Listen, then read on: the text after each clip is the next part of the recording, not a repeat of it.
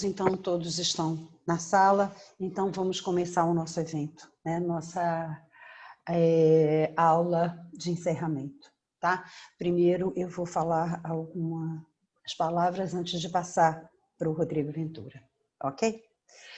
Caros colegas, esse discurso tem as marcas do tempo, de forma diferenciada. Hoje, eu e grande parte do Conselho Diretor nos despedimos oficialmente dos cargos que ocupamos na SPC durante os últimos 4 anos. Posso afirmar que, nesse período, cresci muito como profissional e também como pessoa.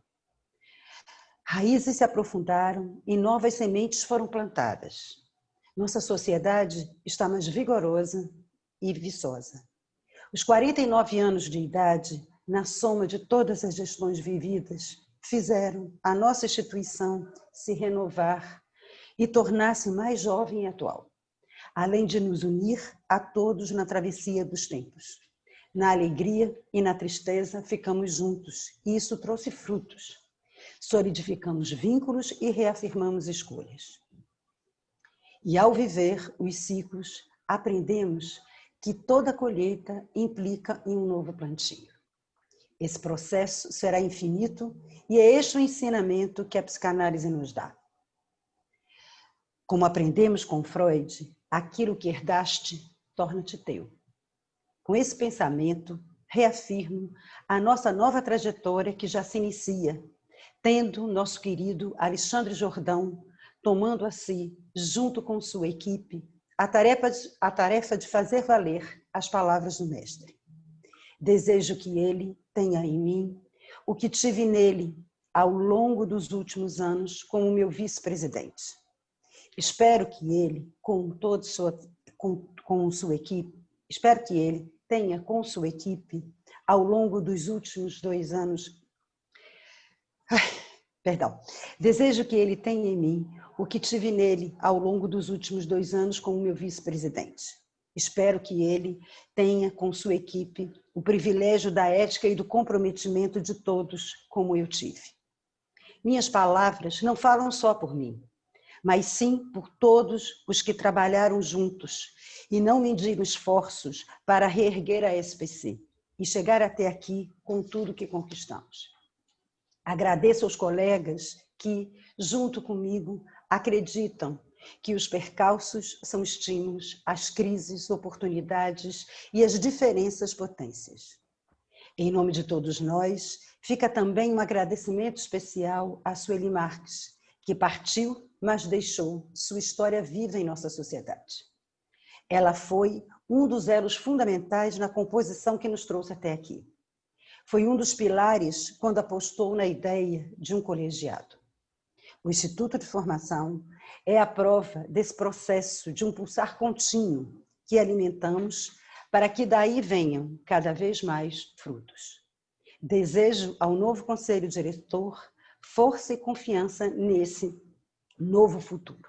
Finalizando, gostaria de anunciar o tema que norteará nossos estudos e trabalhos ao longo de 2021. Cultura em transformação, a psicanálise e seus destinos.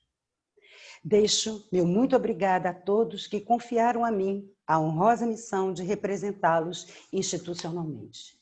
É com muito prazer, portanto, que passo ao colega Alexandre Jordão a presidência de nossa SPC, reafirmando uma vez mais os laços de afeto e solidariedade, desejando muito sucesso para a gestão que se inicia. Com a palavra, Rodrigo Ventura. Bom dia a todos. É um grande prazer estar aqui participando do encerramento desse ano tão atípico, né, para não dizer tão maluco que a gente viveu. E eu queria agradecer enormemente o convite da SPCRJ, instituição com a qual eu tenho já um vínculo de década, né, e que é tão carinhosa comigo, não sei nem se eu mereço tanto carinho como eu recebo dessa instituição, né? A minha palestra hoje, a minha fala hoje tem o título de O Reencontro com Gaia, Ideias para uma Psicanálise Selvagem. Só para a gente lembrar que a Ana falou do tema do ano que vem, que fala de cultura, que é algo que eu vou falar bastante hoje, mas o tema desse ano era vicissitudes do encontro, né? Então, essa minha fala, encerrando o ano, está dialogando com esse tema do encontro, né? Então, vamos lá. Mutação climática e precarização da vida. Muito mais grave do que uma crise ecológica, vivenciamos hoje uma mutação climática irreversível. Toda crise é passageira e tem uma saída. Isso é o que alimenta a crença no salvacionismo tecnocientífico. O que estamos vivendo hoje é diferente, não tem mais volta. A ideia de final feliz foi definitivamente adiada. Tudo pode terminar mal.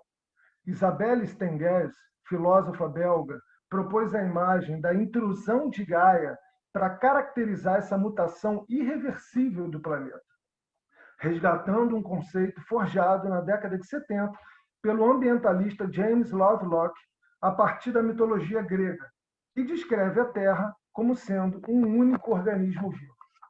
Essa intrusão de Gaia é marcada pelo aumento vertiginoso da concentração de dióxido de carbono na atmosfera, pela ampliação de temperatura global, tanto na Terra como nos mares, a níveis extremamente perigosos, pelo derretimento recorde das calotas polares e a elevação do nível dos oceanos, pelas queimadas descontroladas, pelas secas mais longas, pelas inundações e furacões mais violentos, ou seja, a sexta extinção em massa já está acontecendo e muito mais rápido do que se pensava. Podemos listar aqui duas dentre muitas consequências nefastas desse processo todo. A primeira é a própria pandemia de coronavírus, a qual estamos todos tentando sobreviver. A eliminação da floresta e a perda de biodiversidade produz um aumento do risco sanitário. O habitat de milhares de vírus com potencial patogênico, e o coronavírus é só um deles, é a floresta com seus hospedeiros naturais. O homem não faz parte desse cenário. A partir da degradação desse ambiente e a introdução de espécies exóticas, o vírus, obedecendo ao imperativo da própria perpetuação, salta para uma nova espécie de hospedeiro. É o que se chama de transbordamento. E para o vírus, transbordar para o homem é como ganhar na loteria biológica. E a verdade é que esse vírus só mata o homem. Outra consequência é a explosão migratória ao redor do globo. Milhares são expulsos da terra de origem, por falta de qualquer possibilidade de sobrevivência em um ambiente cada vez mais inóspito à vida. Uma imensa maioria de habitantes desse planeta não possuem uma terra para chamar de sua, a não ser quem historicamente sempre possuiu. Todos refugiados sem tenda e privados de uma terra, desterrados. Estamos vivendo a era do antropoceno. A pegada ecológica do homem na crosta da Terra definiu uma nova era geológica. A distinção entre uma geografia física e outra humana não é mais possível. Do Holoceno, período de 12 mil anos, onde a natureza permaneceu estável e indiferente à história do homem, ao Antropoceno, da natureza passiva à revolta de Gaia. Os homens agora que parecem passivos diante de uma natureza ativa que reage aos 2 últimos séculos de degradação. Neste cenário distópico, as condições básicas para a vida no mundo são precarizadas pelo capital, que coloca o lucro acima de tudo, insistindo na falsa oposição entre vida e economia. Aliás, essa economia neoliberal não salva ninguém. Pelo contrário, mata o planeta e seus viventes. Atualmente, o mundo está repleto de climatocéticos ou negacionistas do clima e também de climatoquietistas, que, na real, acabam sendo negacionistas na prática em seu silêncio comodista. A questão atual é como mobilizar os afetos dessa gente para a gravidade da situação. Quando se fala em ecologia, o tédio é o primeiro afeto a tomar a cena. É como se não fosse comigo, generalizado, produzindo um distanciamento afetivo da situação. O interessante é que, quando falamos em defender nossos filhos, nossa casa, nosso território, mobilizamos-nos com prontidão, operando cegamente na lógica do que é meu, cuido eu. A pergunta que se impõe, então, aqui é: qual é a nossa responsabilidade com a comunidade biótica da Terra e com os atuais e futuros viventes desse planeta?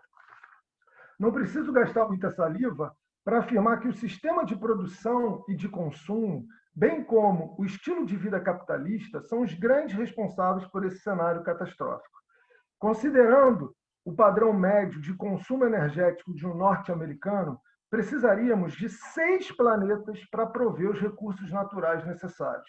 Basta lembrar o que o Bush pai disse na Eco 92. Nosso estilo de vida é inegociável. Como nos alerta Frederick Jameson, hoje parece mais fácil imaginar o fim do mundo do que o fim do capitalismo. Da barbárie capitalista à catástrofe ecológica, a morte como projeto e a devastação como ato se articulam e se espalham com uma velocidade pandêmica. Mas é importante afirmar que a biodiversidade e a diversidade cultural estão interligadas. Não devemos separar a exploração da natureza da exploração do homem pelo homem. Ambas ocupam o mesmo território mortífero. É nesse sentido que a luta antirracista, a luta contra as desigualdades de todos os tipos e a luta ecológica estão intimamente conectadas. O mesmo capital que extermina negros e indígenas, que não cansa de isolar os pobres em seus guetos, é o mesmo que queima as florestas, polui os rios e mata seus animais. A ilusão de prosperidade para todos foi há muito abandonada pela elite mundial. A preocupação dessas elites agora é de não mais compartilhar com os outros um mundo que se sabe nunca mais será comum. Elas não fingem mais dividir a Terra com o resto do mundo. Executam agora uma fuga para fora do mundo comum, rumo a um exílio dourado, onde fortalezas são construídas para garantir seus privilégios. A novidade agora é a franqueza dessas elites. Os fundamentalistas da economia e de mercado enxergam na pandemia atual uma oportunidade para se desembaraçarem ainda mais do estado de bem-estar social e da rede de proteção aos mais pobres. Vamos aproveitar para ir passando a boiada e se livrar dessa gente em excesso que atule o mundo. Neste ambiente catastrófico, alguns autores, dentre eles Achille Mbembe e Eduardo Viveiros de Castro, propõem uma ecologia dos saberes, uma abertura das fronteiras epistemológicas, marcada pelo descentramento das áreas de conhecimento em uma perspectiva decolonial. A ideia é lançar mão do arquivo de todos, abrindo-se para o conhecimento dos povos originários como reserva de esperança, como potência de transformação e como exemplo de que outras formas de viver e de se relacionar com os viventes são possíveis. Como nos diz Ailton Krenak, líder e grande pensador, líder indígena e grande pensador brasileiro, tem 500 anos que os índios estão resistindo. Eu estou preocupado com os brancos. Como é que vão escapar dessa? E aí, então, eu vou entrar aqui nessa perspectiva de uma ecologia dos saberes e de uma porosidade entre as áreas de conhecimento. Eu vou entrar aqui em 2 conceitos que o Eduardo Viveiros de Castro trabalha em 2 livros deles, A Inconstância da Alma Selvagem e A Metafísica Canibal. Os conceitos são de multinaturalismo e de perspectivismo ameríndio.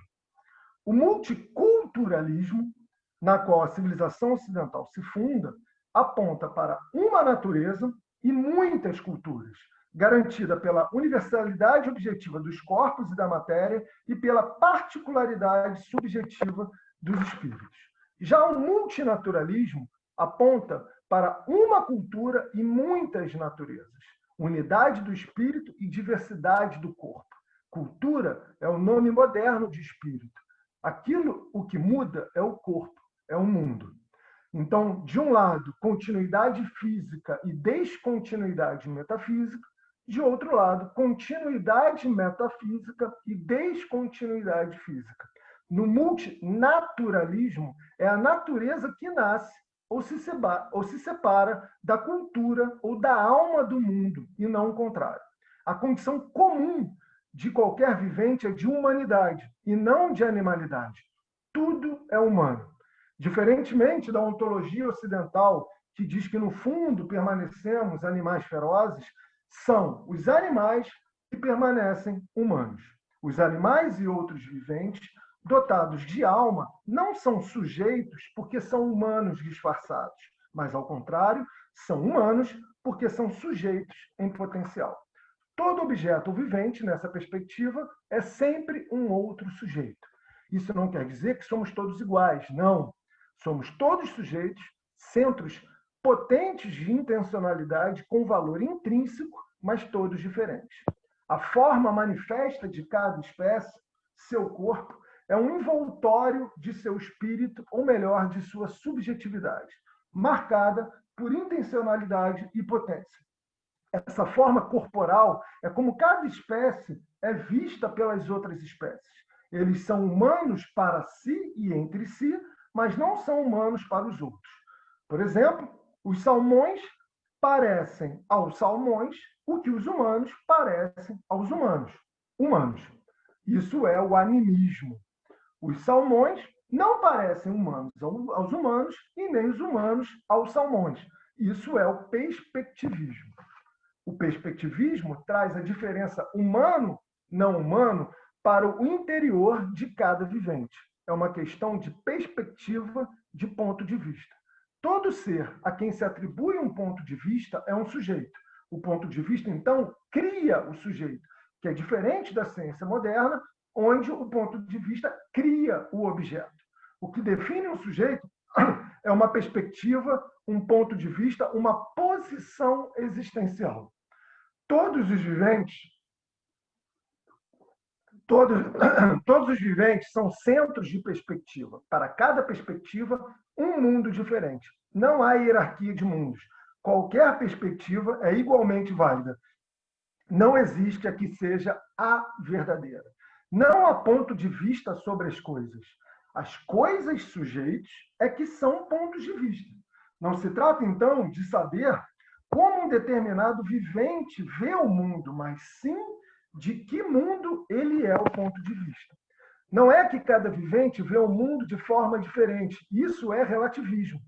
Mas que todos os viventes veem o mundo da mesma forma. Até porque somos todos sujeitos. O que muda é o mundo que se vê, e não o modo de ver esse mundo. A questão é diferente no multiculturalismo, que imagina um mundo fixo, que serve de garantia, e várias formas de vê-lo e dizê-lo. No multinaturalismo, não se trata de um problema de interpretação ou tradução do mundo, mas de mundos diferentes para diferentes perspectivas. O mundo para um sujeito é a forma de pensar do relativismo. O mundo de um sujeito é a forma de pensar do perspectivismo. Toda forma de vida ocupa um ponto de vista. Um ponto de vista é um ponto de vida. Viver é habitar sempre uma perspectiva. Vou tentar exemplificar isso que parece meio estranho e fora da nossa forma habitual de pensar, com um exemplo cotidiano, mais próximo da gente. Quem nos traz esse exemplo é um filósofo da arte, Etienne Sorriot, do início do século passado. Penso em uma criança que dispôs diversos objetos, grandes e pequenos, cuidadosamente, longamente, de uma maneira que ela achou bonita e ornamental, sobre a mesa da mãe para agradá-la. A mãe chega, tranquila, distraída, pega um desses objetos do qual ela vai precisar, recoloca um outro no seu lugar de sempre e desfaz tudo. E quando as explicações desesperadas que acompanham os soluços contidos da criança lhe revelam a extensão do seu pouco caso, ela exclama desolada: "Ah, meu amor, eu não vi que era alguma coisa." A mãe vê os objetos, a mãe vê a criança. O que ela não vê é a forma de existência desses objetos sobre o ponto de vista da criança. O que ela não vê é a perspectiva da criança. O que ela não vê é a forma com que a criança vive nessa perspectiva. O que ela não vê é o mundo dessa criança a partir de sua perspectiva singular. A mãe enxerga tudo, mas não vê quase nada. Para os ameríndios, a perspectiva está no corpo. A diferença de perspectiva também. Corpo diferente, perspectiva diferente. Trata-se, então, de um perspectivismo somático. O corpo, nessa perspectiva, é um conjunto de modos de ser e de viver que constituem um hábitus. Lembrando que hábito é roupa, um ethos. O corpo é um feixe intensivo de afecções e capacidades constituem um corpo. A morfologia do corpo em nada tem a ver com a anatomia e a fisiologia do organismo, nem com qualquer tipo de estética física. O corpo, que aqui não é só substância material, é o que diferencia os viventes. O corpo é um instrumento de ação no mundo, um locus fundamental da expressão do sujeito, aquilo que se dá a ver ao outro. Nada está nas profundezas ou nas alturas. Estamos fora de qualquer verticalidade ocidental, mergulhados na imanência natural dos corpos. A natureza é a forma do outro enquanto corpo. Cada corpo, uma natureza, ou melhor, um mundo. Habitamos um multiverso animado, plural e aberto. Portanto, para o perspectivismo ameríndio, o mundo é um plenum anímico do qual não podemos nos desacoplar. Esse é o sonho da ciência moderna: desacoplamento, controle e exploração do mundo. Para a ciência moderna, conhecer é conhecer desde o exterior, é objetivar e, consequentemente, dessubjetivar a natureza. A forma do outro é a coisa distante. Já para os ameríndios, conhecer é personificar e ocupar a perspectiva do outro. A forma do outro é a pessoa próxima. Conhecer é conhecer o quem das coisas. Nesse sentido, os ameríndios não opõem humanos e não humanos. O quão pouco humanos somos nós que fazemos isso. Os ameríndios passam ao largo dos grandes dualismos e divisores e apontam para uma mestiçagem universal entre sujeito e objeto, humano e não humano, a que nós humanos modernos tentamos ficar cegos. Quando se separa o homem da natureza, se separa o homem de si mesmo. E essa é a base do pensamento dualista na qual estamos todos imersos. Então, a ideia agora aqui é tentar pensar para além de um pensamento dualista, na direção das noções de mundo e de terrestre. A modernidade iluminista é caracterizada pela crença na luz da razão, clarão que tenta acabar com toda sombra e escuridão. O discurso da ciência moderna pretende esclarecer e abolir os mistérios que marcam todo e qualquer vivente. No fundo, representa uma não aceitação da ideia de inconsciente, o opaco, o estranho, o selvagem, que habita toda a vida. Vamos voltar para isso no final. O corte racionalista moderno, ao separar sujeito e objeto, busca eliminar a antiga confusão do estado natural, que apontava para uma fusão animista entre o homem e a natureza como um todo coerente. A natureza perde sua alma e nada mais impede um homem de vê-la unicamente como fonte de riqueza a ser explorada. A modernidade esclarecida produz o desencantamento e a consequente objetificação do mundo. A physis grega, herdeira filosófica da Gaia mitológica e, de certa forma, muito mais próxima da ideia de mãe natureza dos ameríndios, pensada como potência de geração e germinação de tudo que existe, fundo sem fundo, do qual tudo brota, foi imobilizada e amordaçada, desencantada e desanimada pela noção de natureza dos modernos. Com Kant e a ideia do sujeito constituinte moderno, perdemos o mundo e voltamos-nos para nós mesmos. O mundo desse sujeito demiurgo é uma alucinação narcísica produzida pelo seu umbiguismo. Como afirma Davi Kopenawa, xamã e líder político Yanomami, que acabou de ser eleito para a Academia Brasileira de Ciência, os brancos dormem muito mas só sonham consigo mesmo.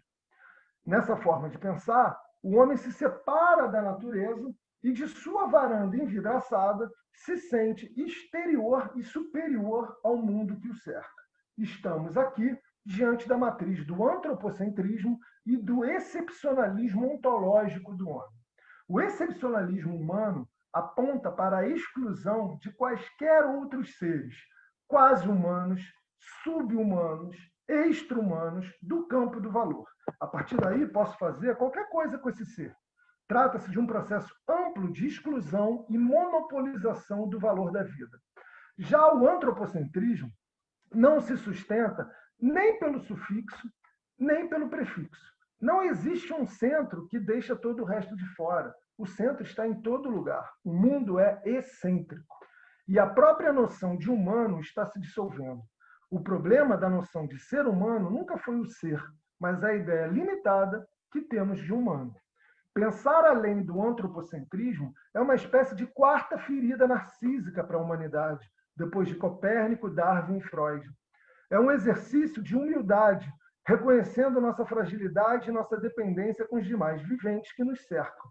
É um pensamento pós-humanista, para além de um humanismo colonizador, padronizador e excludente, devorador de mundos e subjetividades. Se opor ao antropocentrismo não é um anti-humanismo, mas sim um anti-narcisismo. Somos um ser no meio de tantos outros na biosfera. Há muita vida além da gente. E o fato é que não fazemos a menor falta para a biodiversidade. Existe uma virtualidade antropomórfica universal, uma espécie de fundo comum de humanidade enquanto prima matéria. Dizer, junto com os ameríndios, que tudo é humano é dizer que os humanos não são uma espécie especial. É dizer, junto com Leibniz, que há almas em todas as partes. É dizer que tudo está vivo. Ou seja, é uma inversão do cogito cartesiano. Isso existe, logo, isso pensa. Pensar junto com os ameríndios é dialogar com Spinoza. Na contramão do pensamento moderno hegemônico, Spinoza afirma que a multiplicidade infinita de modos de existência do mundo, a natureza naturada, é a expressão material de uma única e infinita substância, a natureza naturante. Como atividade causal e de produção sem fim, já que inesgotável e sem finalidade, a natureza naturante é pura potência de criação de infinitos modos de existência finitos. É nesse sentido que ele faz a afirmação polêmica que causou sua excomunhão: Deus sive natura, Deus ou natureza. A natureza naturante é a manifestação do comum infinito no seio do mundo finito. Os modos de existência são heterogêneos em suas formas e homogêneos em seu tecido. Essa potência comum se manifesta na diversidade e na multiplicidade de todos os modos de existência. Se tudo que existe na natureza, ou melhor, se toda a matéria participa dessa mesma potência comum, a diferença entre sujeitos e objetos é dissolvida, assim como qualquer tipo de verticalidade ou hierarquia de valor.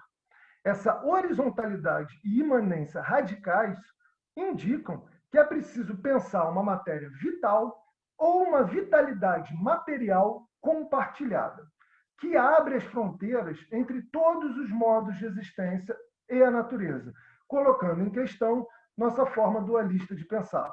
Como nos alerta Krenak, mais uma vez, não tem fim do mundo mais iminente do que quando você tem um mundo do lado de lá do muro e um mundo do lado de cá. E essa é a marca do pensamento dualista. Já não há um exterior, um lá fora além mundos. Já não há um centro e muito menos dois lados bem definidos. Habitamos um mundo desfocado, pixelado, híbrido, úmido. Mas, mesmo assim, continuamos apegados a essa forma de pensamento dualista. E não tem dúvidas que um dualismo fundamental é a distinção entre natureza-cultura, natureza e humanidade. Né? Etimologicamente, esse dualismo já é bem mais borrado do que se pensa. Cultura vem de cultivo e homem vem de humus. Né? Mas Bruno Latour, filósofo e antropólogo francês, em seu livro Diante de Gaia, 8 conferências sobre a natureza no Antropoceno, propõe a noção de mundo no lugar dessa falsa oposição natureza-cultura, natureza-humanidade. A noção de mundo, segundo esse autor, permanece aberta para a enorme pluralidade dos viventes e as múltiplas formas que eles têm de viver e de se relacionar entre si. Temos que descer da dicotomia natureza-cultura, natureza-humanidade, em direção à multiplicidade do mundo, ao corpo do mundo, à carne do mundo. As coisas do mundo estão sempre em estado de abertura no sentido potencial. Não existe um dentro e um fora demarcados com rigidez. Nós e todas as outras formas de vida do mundo habitamos um espaço ambíguo entre as categorias que se acham tão bem definidas. É fundamental, então, desestabilizar essas categorias e habitar uma zona de indiscernibilidade. Não tem nada a ver com um lugar de indiferenciação, mas sim com um lugar onde as diferenças se unem, se encontram ativamente em uma mútua inclusão. Trata-se de pensar em existências coletivas, seres entremeados. Tudo que existe precisa agir sobre outros seres para continuar existindo. Participamos de uma grande simbiose planetária, de ajuntamentos simbióticos. Viver é viver da vida de outros viventes. Participamos de uma simpoiesis planetária, um infinito fazer com, pois ninguém faz a si mesmo, ninguém é efetivamente autopoético. Existe um fazer mundo que se faz junto, coletivamente. Como já avisava o cientista e aventureiro do século XVII, Alexander Humboldt, tudo é interação e reciprocidade. Donna Haraway, bióloga contemporânea, concorda mais de 2 séculos depois, dizendo: ninguém vive em toda parte, mas todo mundo vive em algum lugar. Nada está conectado a tudo, mas tudo está conectado a alguma coisa. Está mais do que na hora de assumirmos nossa interdependência planetária. Mas para seguir na direção dessa noção de mundo aberto, poroso, simbiótico e interdependente, é preciso afrouxar outro dualismo tão marcante de nossa época: local versus global, que há tempos funciona como uma bússola desmagnetizada para os impasses contemporâneos. A ideia de local aponta para um retorno nostálgico ao passado, é marcada pela homogeneidade étnica e social, pelo patrimonialismo, pelo nacionalismo e pelo conservadorismo. A ideia de global é marcada pela crença no progresso contínuo, pela necessidade de crescimento econômico acelerado e constante, acentua as desigualdades e almeja escapar do mundo comum. Como se sentir seguro e protegido sem querer ou fugir do mundo comum ou recorrer à identidade e à defesa das fronteiras? Para escapar desse outro dualismo e responder essa questão, Latour propõe a noção de terrestre. O terrestre não se vincula nem se reduz a nenhuma fronteira e transborda todas as identidades, apontando para as ideias de vida coletiva e de comunidade. O terrestre exige uma nova economia libidinal, novas formas de ocupar o mundo, um novo regime de afetos que nos faça tomar as coisas do mundo de perto, de forma íntima e sensível. No contexto dessa noção, Latour defende a importância de se fazer uma cartografia dos terrenos de vida, uma lista de todas as formas de vida da qual dependemos para viver. É fundamental desenhar a teia de relação e dependência entre os múltiplos terrenos de vida. Se minha vida depende disso, estou pronto para defender esse terreno. Escapar do dualismo local versus global é vincular-se à terra, a uma terra que pertence a todos, onde uma nova comunalidade capaz de reunir os terrestres se funda no direito universal à respiração e à vida, como nos lembra Achille Mbembe. Mas onde aterrar? O pensamento ecológico não é uma ideologia, mas um apelo para desacelerarmos e mudarmos de direção.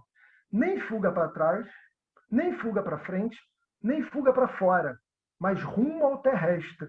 Por mais ferida que esta terra esteja, é somente nela que podemos aterrar.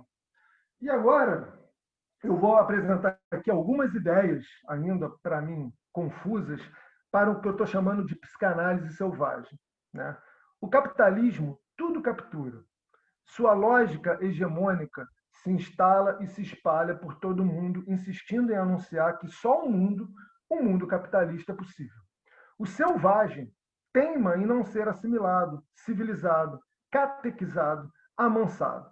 O selvagem teima em ainda existir, resistindo ao mercado e insistindo em outras formas de vida possíveis.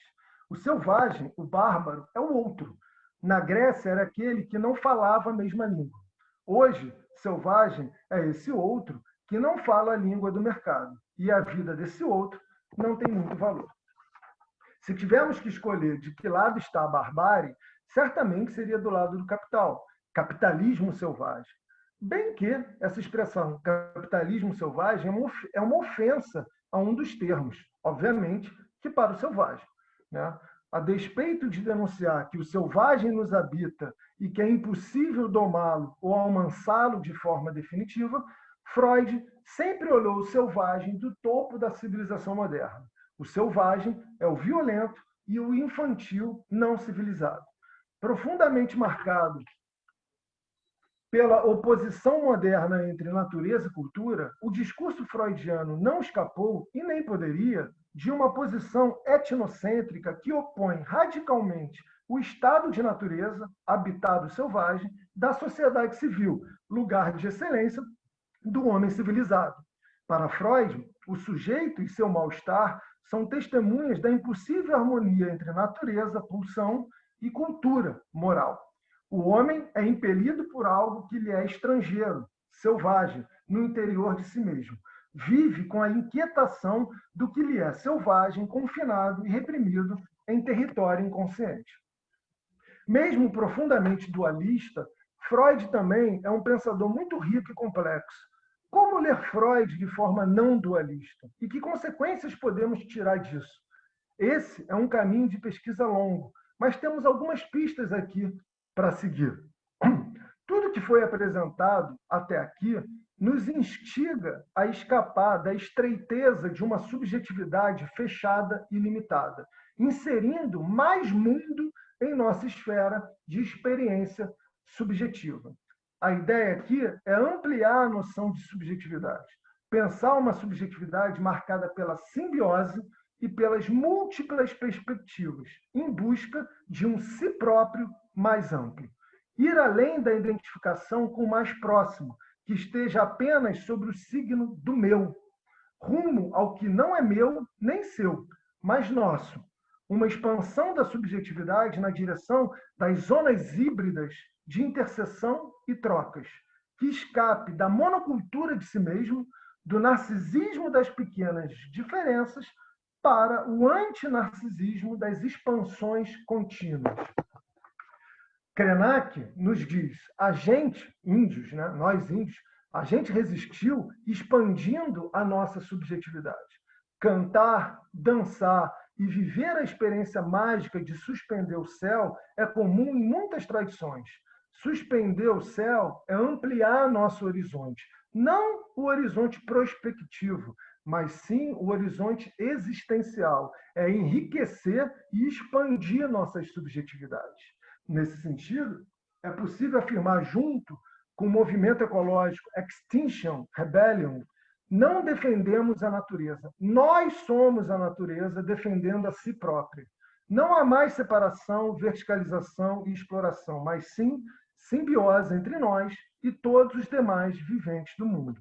Existe uma porosidade comum a todos os viventes. Essa porosidade tem a ver com trânsito, circulação e fronteiras abertas. É fundamental pensar um mundo e uma subjetividade para além da prática excludente da fronteirização.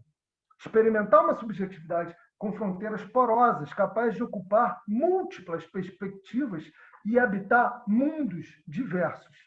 Uma subjetividade que transborde no mundo e se enraize no corpo. Há tempos que se fala de levar o corpo mais a sério na experiência psicanalítica. Falamos muito e ainda nos afogamos em nosso aquário de linguagem. Está na hora de repensar a linguagem como referencial principal de nossa clínica. A psicanálise não é só uma experiência linguageira. Não se trata apenas de uma questão de interpretação ou de tradução. Não tem nada escondido nas profundezas. Tudo se dá a ver na superfície do corpo.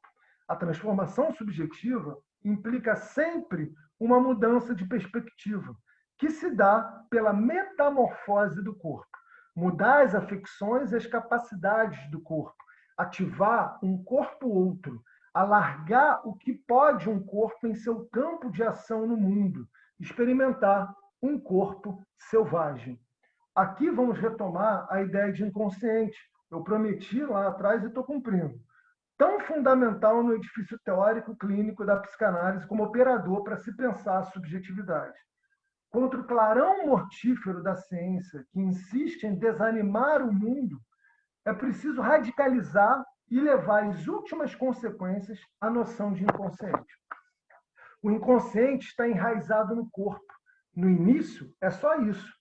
O eu vem depois, como uma calosidade que se produz no inconsciente na fricção desse sujeito com o mundo. A partir desse ponto de vista somático, e sem medo de ser acusado de herege pelos fundamentalistas do divã, é preciso ousar pensar para além de um inconsciente estruturado como uma linguagem, positivando esse caldeirão de energia corporal.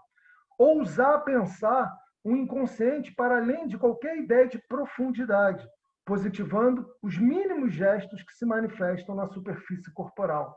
Ousar pensar para além de um inconsciente reprimido pela moral civilizatória, positivando esse território selvagem, ainda não amansado e domesticado. Longe de qualquer glamorização da psicose, ousar ressignificar a ideia de inconsciente a céu aberto, positivando essa fonte intensiva de perspectivas que transborda a subjetividade no mundo. Ousar ressignificar a ideia de inconsciente coletivo, positivando a presença em nós da potência comum que anima todas as formas de vida. Longe de qualquer propriedade exclusiva da nossa espécie, ousar pensar um inconsciente extra-humano, o inconsciente das plantas e dos animais, como provoca Achille Mbembe. Há algo opaco em mim e em toda forma de vida. E essa opacidade em relação a nós mesmos me abre e me conecta com os demais viventes do planeta. Ousar pensar um inconsciente antena, capaz de me sintonizar nas mais diversas frequências da vida. Ousar pensar, portanto, um inconsciente aterrado, para além de um inconsciente maquínico, um inconsciente orgânico, positivando essa terra fértil de desejos, capaz de produzir e realizar sonhos de um mundo outro, de um mundo melhor. E para não concluir, toda a vida importa. Plantas e animais estão conectados em uma rede vital que sustenta a existência de todos e cada um. A psicanálise, em suas dimensões ética e política, tem que estar comprometida com a recusa do fim do mundo e, principalmente, com a libertação do futuro do presente no presente e com a criação de mundos por vir. Pois, como nos alerta Krenak, mais uma vez, o futuro é agora, pode não haver amanhã. Nesse sentido, a psicanálise deve ser uma teoria e uma prática centradas na vida, biocêntrica, marcada por uma atenção sensível e empática com qualquer membro da comunidade biótica do mundo.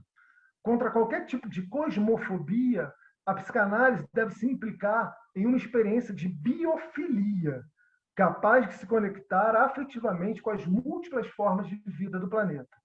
Urge decolonizar a teoria e a prática psicanalítica. Isso é um exercício de ficção psicanalista.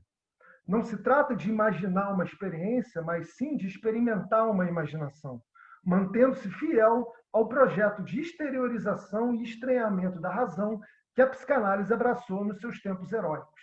Como diz Oswald de Andrade no seu Manifesto Antropofágico, abaixo as catequeses do homem vestido, rumo a uma psicanálise tropical, uma psicanálise da floresta, uma psicanálise selvagem. Não pensar como os índios, mas pensar com eles. To be or not to be? That's the question. Outra vez, hoje, José Andrade. Todo mundo é gente, e muita gente é índio, que são todos os que, de alguma forma, estão à margem da periferia, na margem e na periferia da maquinaria capitalista. Indígena, que é o oposto de alienígena, quer dizer natural do lugar em que vive, gerado dentro da terra que lhe é própria. Essa terra é um atributo imanente ao sujeito e não uma relação extrínseca. É preciso aterrar. Contra um humanismo antropocêntrico e desgastado, é necessário superar nossa estreiteza egóica, inserindo mais mundo em nossas vidas. De uma egologia narcísica e individualista rumo a uma ecologia plural e aberta. Ecologia vem de oikoslogia. Oikos é casa, morada, lugar que habitamos. Por isso, eu acredito que uma psicanálise selvagem que seja capaz não só de acolher os estranhos e selvagens do mundo em toda a sua incomensurabilidade, mas que trabalhe pela criação e legitimação de uma terra, um terreno de vida para todo e qualquer vivente do planeta. Uma terra que não seja apropriada e não vire propriedade de alguém. Pertencemos à terra e ela não pertence a ninguém. Uma terra marcada pela materialidade vibrante, pela heterogeneidade das formas de vida, pelas múltiplas camadas de vitalidade, pelo humano enquanto humus. Uma terra comum e sem fronteiras. Uma terra viva e para todos. O que apresentei hoje aqui são algumas ideias que venho trabalhando nos últimos tempos.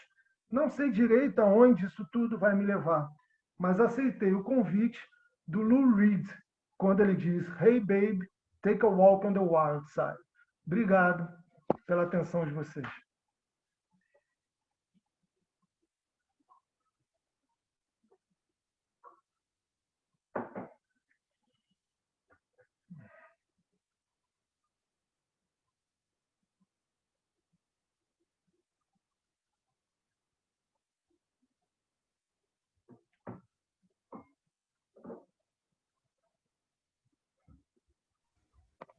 Bom, gente, Rodrigo, quero agradecer, né,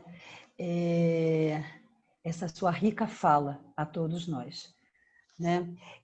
Quero avisar a todos o seguinte, quem quiser colocar questões, né, por favor, levante o braço que a nossa secretária vai abrir os microfones para que a gente, então, possa estabelecer um diálogo com o Rodrigo. Tá ok?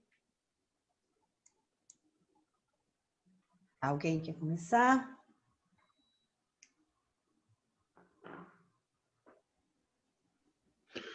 Oi, Alexandre? vou começar. Rodrigo, muito bom, muito obrigado. Eu fiquei pensando, Rodrigo, principalmente nessa parte final da sua fala, o quanto você, no fundo, recorre a Freud. Eu vou te pedir um comentário em relação a isso, é o quanto a gente enxerga Freud na sua fala.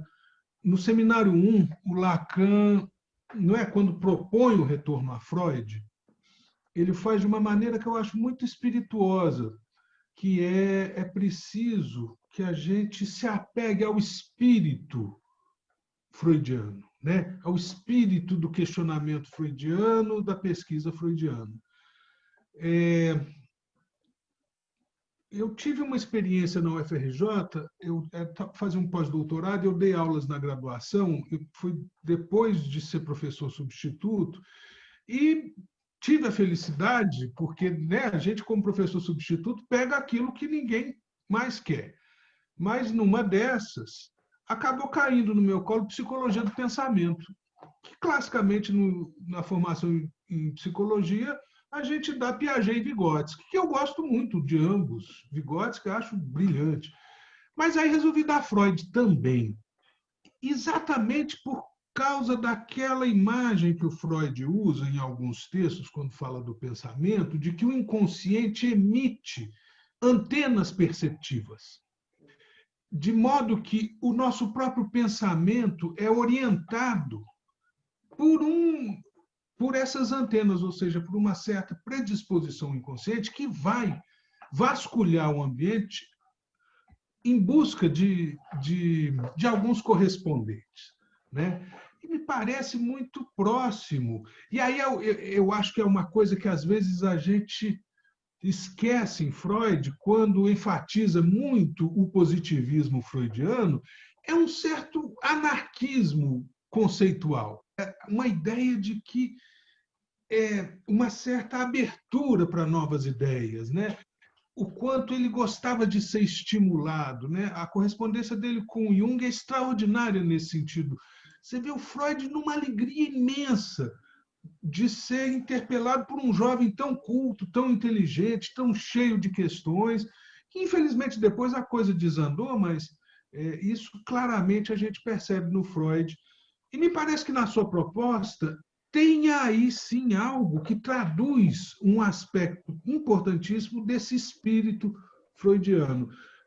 Queria saber sua opinião a respeito disso, o que você acha e o que você acha se, no fundo, você não está propondo um retorno particular a Freud. Particular porque não é mais o lacaniano, né? Obrigado. Oi, Alexandre. Sim, concordo com você, óbvio. Eu fiz uma crítica a uma vertente, a uma faceta do Freud, que é a sua maneira dualista e etnocêntrica de pensar, mas de início eu coloco o quanto Freud é rico e libertário, né, também na sua forma de pensar. Algumas noções, principalmente de inconsciente de pulsão, borram esse pensamento dualista dele. Vamos só lembrar, né, principalmente nos tempos heróicos, né, nos inícios, né, no início da psicanálise, né, quando Freud vai com Jung para dar aquelas palestras na Clark University, né, que ele fala, mal sabem eles que estamos trazendo a peste. Né? Então, sem dúvida nenhuma, a ideia é positivar esse aspecto mais anárquico, libertário, menos dualista do Freud, é pensar Freud junto com os ameríndios, Freud junto com autores contemporâneos, como, por exemplo, o Achille Mbembe, que traz toda a riqueza do pensamento africano para a contemporaneidade. Então, a ideia é continuar esse diálogo infinito com Freud a partir de outras perspectivas, né? Principalmente em relação aos saberes dos povos originários. Então, a ideia é essa, não é apenas uma crítica com a tentativa de ressaltar em Freud uma parte um lado da sua teoria e da sua clínica que acho que permanece super atual e super potente. Obrigado. Alguém mais?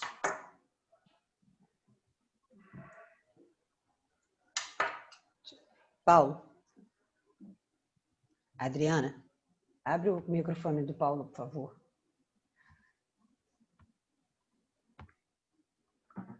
Paulo, sinaliza de novo para ela. Agora está me ouvindo? Ok, tá sim. Ô, Rodrigo, gostei muito da sua fala, mas estava pensando assim, como é que na prática clínica, como que você vê a gente usar na prática clínica essas suas ideias assim de uma expansão, Eu fiquei muito com a sensação de a sua fala ter uma coisa muito libertária. Enquanto você está falando, parece que a gente sai de certas amarras assim para uma coisa de uma expansão, uma coisa que expande. Mas eu queria ver assim na prática clínica como que a gente pode usar isso, porque eu até fiquei pensando que outras práticas, né, tem muito a ver com o que você está falando. Eu sei de pessoas que tomaram ayahuasca, que tem uma outra relação com a natureza, ou a própria meditação, por exemplo. Eu já fiz muita meditação, entendeu? Aí a minha questão fica, porque quando a pessoa está lá na análise, às vezes está com questões, né, neurose, ou neuroses outras assim, eu fico pensando se a nossa função é trabalhar aquilo ali, o sujeito se expande de outra maneira, ou na nossa prática a gente pode ter condições de usar essa ideia de expansão para lidar ali com a pessoa. É isso, é a pergunta. Ô, Paulo, obrigado pela sua pergunta. Essa é a pergunta de $1 milhão, né? Também não sei responder objetivamente essa pergunta, né? Todas as ideias aqui funcionam muito mais como uma bússola e como um aguilhão para me instigar a pensar a clínica. Obviamente que a ideia é sim pensar a clínica, não é um pensamento desconectado da clínica, e isso também está influenciado por exemplo, hoje, o retorno das pesquisas com psicodélicos, né? Essa outra tentativa de se conectar com o cosmos de outra forma, seja assim, seja com práticas orientais, né? Mas a ideia, por exemplo, vamos trazer mais para o chão da clínica, né? A ideia de perspectiva, por exemplo, eu acho muito rica, né? O xamã é a figura dentro do povo indígena que ele tem a habilidade de comutar perspectivas. Ele consegue sair da perspectiva deles e habitar outras perspectivas, né? Então, o xamã vira onça, o xamã vira árvore, né? A ideia aqui de pensar, pegando lá uma ideia do Levi-Strauss, que vai associar o xamanismo à psicanálise, né? No texto dele sobre eficácia simbólica, a ideia aqui é pensar, por exemplo, a nossa capacidade de psicanalista de ocupar e habitar outras perspectivas no nosso trabalho clínico, que é uma forma de eu me tornar mais poroso àquela vida que me procura, né? Aquele ser vivente que me procura em sofrimento é uma maneira de eu alargar a minha subjetividade e tentar diminuir as fronteiras ou porosizar, né? Vamos dizer assim, né? Tornar mais porosa a minha fronteira para tentar experimentar, com algum limite, evidentemente, essa outra perspectiva de vida, porque para cada perspectiva, uma vida, para cada perspectiva, um sujeito. Então, de cara, o perspectivismo, que não é um pensamento apenas dos ameríndios, né? Nietzsche também é perspectivista, né? É uma forma de orientar o nosso trabalho clínico. Então, eu daria uma resposta, por exemplo, por aí, mas ainda não tenho, né? Chega um neurótico obsessivo ali, o que significa, né, pensar numa subjetividade que se expande? Significa, por exemplo, ele conseguir sair da prisão, né, subjetiva que ele se encontra, né? Todo sofrimento é marcado por uma pobreza subjetiva de caminhos e recursos. Uma pobreza, de alguma maneira, uma pobreza erótica, né? Lembrando que Eros é filho de Poros, né? Então, acho que também no nosso trabalho, todo um processo de erotização, quando a gente se empresta, quando a gente se dá, né, como corpo, como objeto erótico, eu acho que também ali a gente está ajudando a ampliar, né, numa lógica de igarapé, né? O igarapé é aquilo que faz com que a bacia hidrográfica se movimente, né, lançando águas em outros territórios, né? Então, acho que a gente pode ali funcionar também como uma espécie, numa lógica de igarapé, auxiliando essa pessoa que está desertificada, né, a ampliar, né, seus caminhos, né, o lançamento de si no mundo. E eu acho que a gente funciona como uma espécie de trampolim nesse sentido, né? Enfim, que são ideias soltas ainda, né, das consequências que eu pretendo tirar desse tipo de pensamento. Próximo. Adriana, a Elizabeth Dutra quer fazer uma questão. Olá, pessoal. Muito obrigado, Rodrigo, pela essa brilhante fala. E aí eu queria lembrar uma coisa, queria que você me esclarecesse melhor. Se a nossa subjetividade está sempre marcada pela simbiose, nós somos o nosso, né? Se essa teia de relação entre os múltiplos viventes e a gente se reconhece como terrestre, como qualquer outro vivente, não é a pontuação que o psicanalista faz durante a sessão a esse outro terrestre que a ele despeja, né, essa fala e essas queixas, não é exatamente isso, quer dizer, é você se posicionar como um terrestre também e pontuar ele, como você falou agora, como um trampolim, né, como aquela cama elástica que faz com que ele suba e se reconheça como fazendo parte disso tudo? Será que a nossa função como psicanalistas, na hora, com esse outro terrestre que nos escuta e que nos fala, não é essa de ser essa cama elástica ou esse trampolim? Sim, concordo com você. né? De certa maneira, é como ajudar esse outro terrestre a aterrar. É como se a imagem, né, lendo o livro do Latour, que ele fala sobre isso, belamente traduzido e super bonito, chama Onde Aterrar, né? Isso, Eu isso. acho que o nosso papel ali, como psicanalista, é participar desse processo, né, de aterrar, né? Quando a gente faz uma instalação elétrica, a gente precisa aterrar também, né? Isso. Aterrar uma instalação elétrica é evitar que aquela instalação elétrica entre em pane, né, para todo o excesso poder ir para outro lugar, né?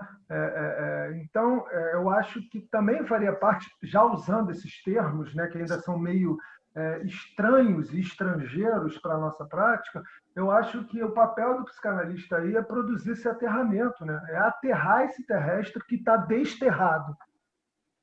Ah, perfeito. Gostei muito da sua resposta, exatamente. Reaterrar isso, perfeito. Obrigada. Mais alguma pergunta?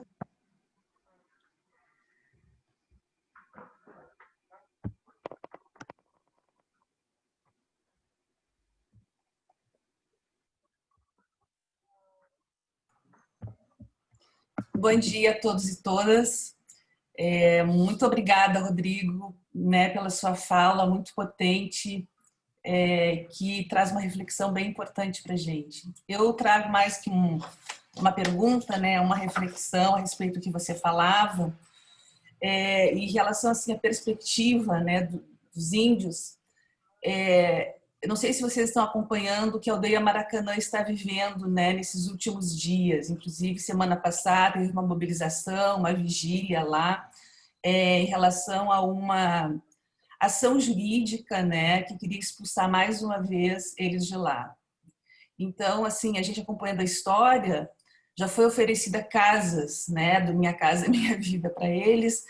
E quem não é índio enxerga isso como uma rebeldia, né, absurda, né, sem motivo. E acho que eles trazem, né, houve um programa com eles, que eles falam assim, né, do lugar que eles estão hoje, que é junto ao prédio que foi o Museu do Índio, que tinha asfalto, eles tiraram o asfalto e hoje aquilo que era asfalto hoje tem uma horta, tem plantação, né?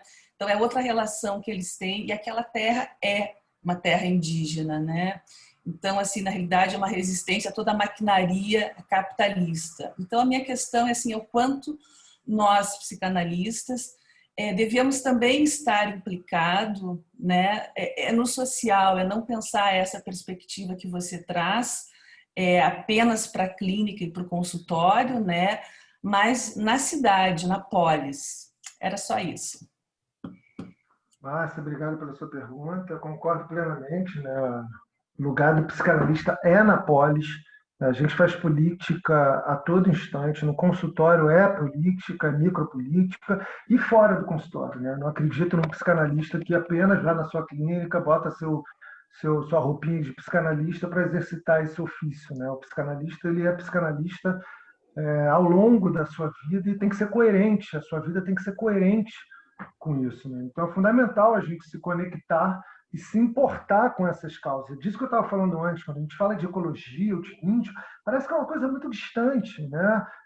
Mas quando falta água na nossa torneira, a gente se dá conta que isso tem a ver com os rios aéreos que não estão vindo da Amazônia porque ela está virando um grande pasto, né? A última, ou um grande lugar de garimpo, né? O Davi Copenaua, ele fala que os brancos são comedores de terra, né? Eles desertificam toda a terra que eles entram em contato, né? Na última Piauí, o João Moreira Salles, que está fazendo uma série de artigos sobre essa questão ecológica, ele lembra que o quanto esses pastos nem boi tem, nem produzir carne produz direito, é pura desertificação. Esse é o projeto do governo atual, que é um projeto genocida, homicida, né? Uma tanatopolítica associada, uma necropolítica associada a tudo isso que a gente deveria preservar, né? Então, acho que sim, nós, psicanalistas, temos, não só enquanto psicanalistas, mas enquanto cidadão, né, que se conectar e participar dessas questões que são tão urgentes. Enfim. Gilda. Adriana, pode abrir o da Gilda.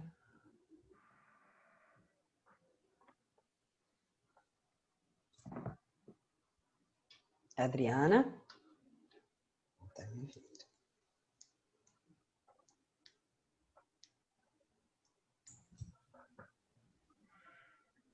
Tá vendo? Pronto, Gilda já está aberto. Rodrigo, duas coisas. Primeiro, amei a sua colocação de colocar todos os seres vivos como sujeito, que é muito difícil a gente entender, porque fica muito sujeito e humano como sinônimos, né? Então, todos são sujeitos inseridos na própria cultura, né? E também você chamando a atenção entre os sujeitos, as diferenças culturais, né? Muito particulares. Agora, a questão que ficou para mim foi quando você chama atenção para o conflito que o Freud aponta entre o jeito e a civilização, né? Quer dizer, trazendo uma tentativa de reprimir aquilo que ele chamou de selvagem, mas eu entendo que é um impulso que você não contém.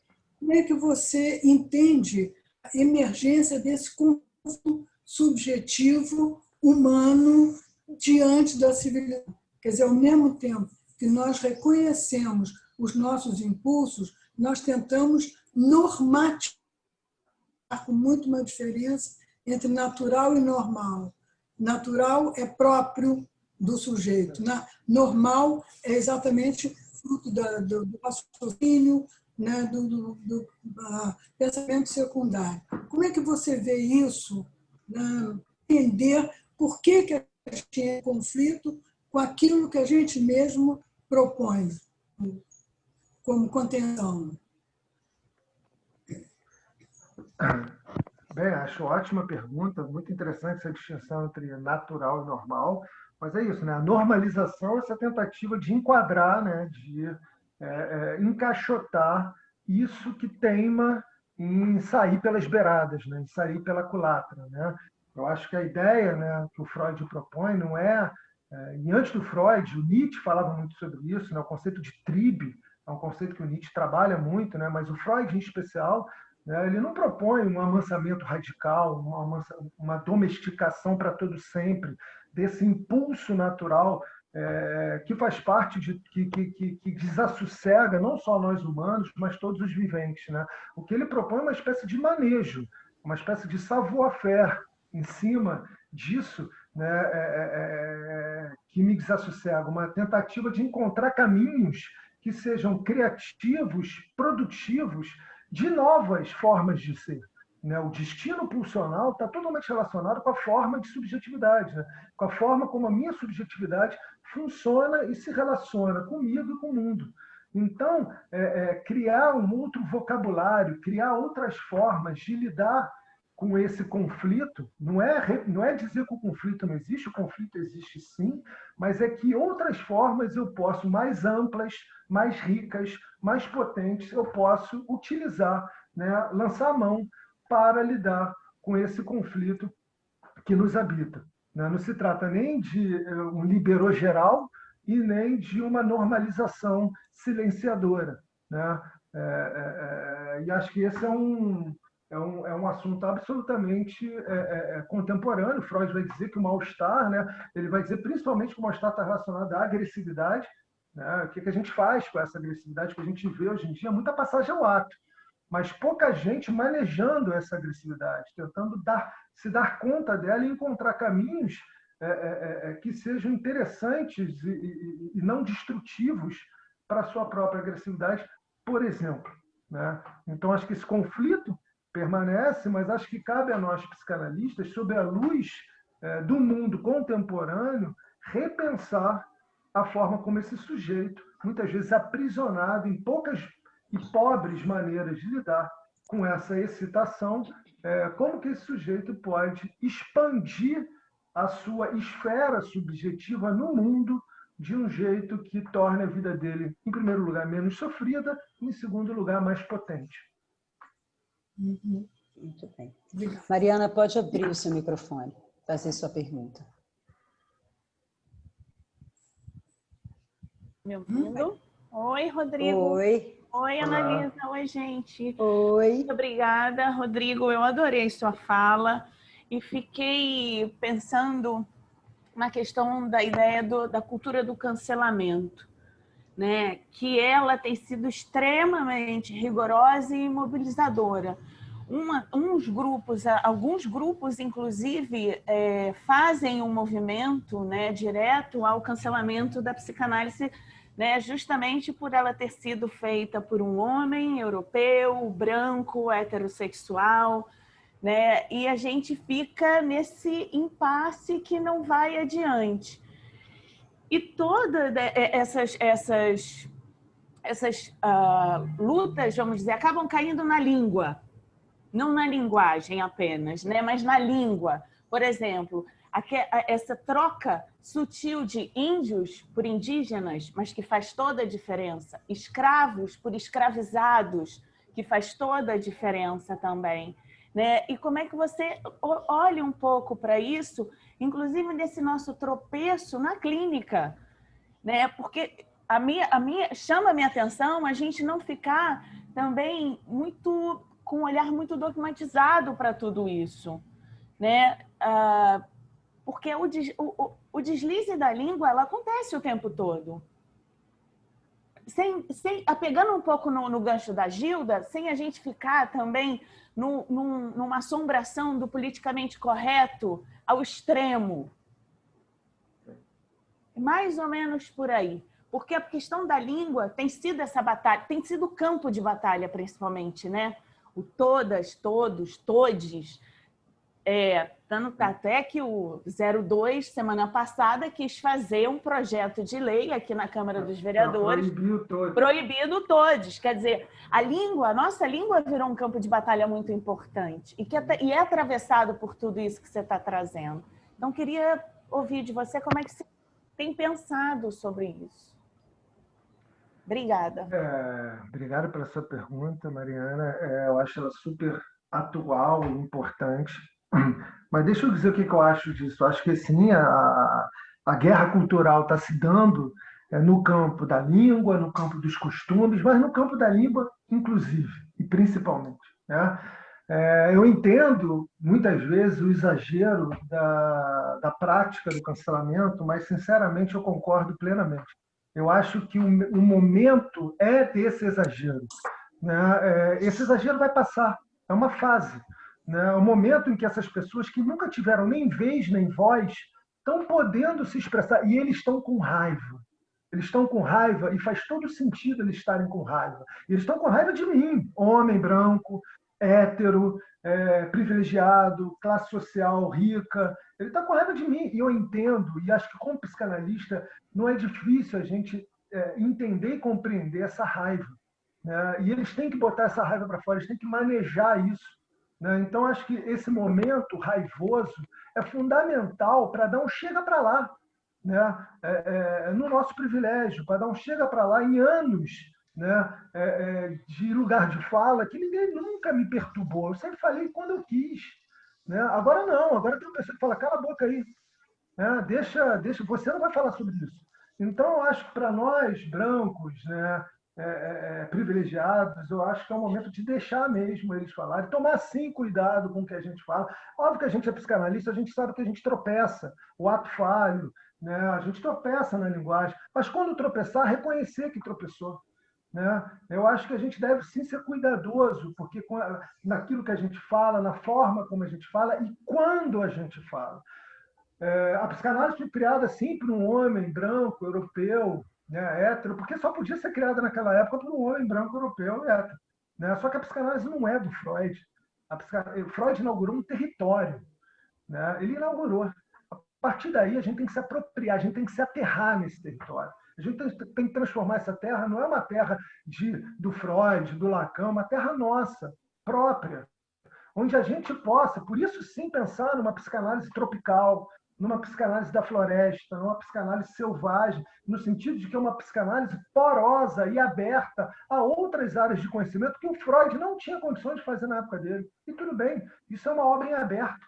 Freud é genial, mas ele já fez a contribuição dele. Vamos deixar ele em paz. né? Vamos usar o que ele nos deu e seguir adiante, né? Pegar a flecha do Freud e jogar mais longe, né?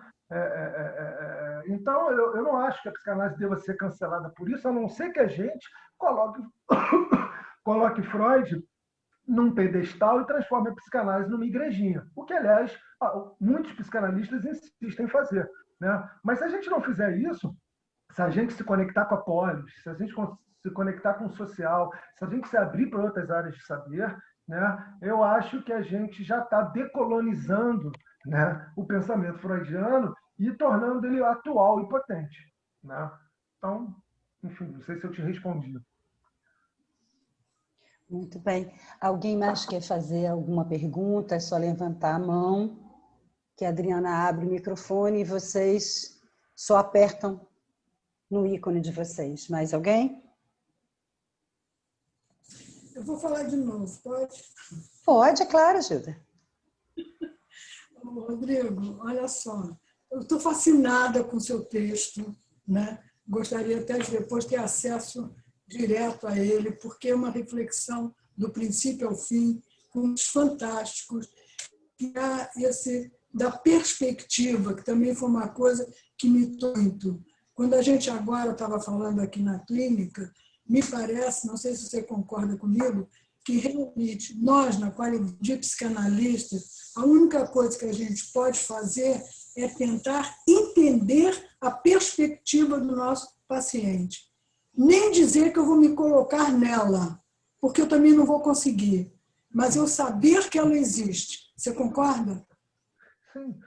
Eu acho que eu nunca habito exatamente, a não ser que, assim como xamã, eu faço uso de substâncias que me ajudem a isso, mas eu nunca vou habitar exatamente a perspectiva do outro. Mas a ideia de porosidade, Gilda, essa ideia onde eu não habito, mas eu me entremeio, né?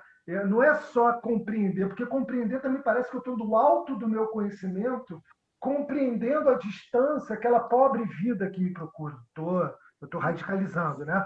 Mas eu acho que compreender aí é meio que habitar essa zona misturada, meio entre, né? Que eu acho que a transferência diz disso.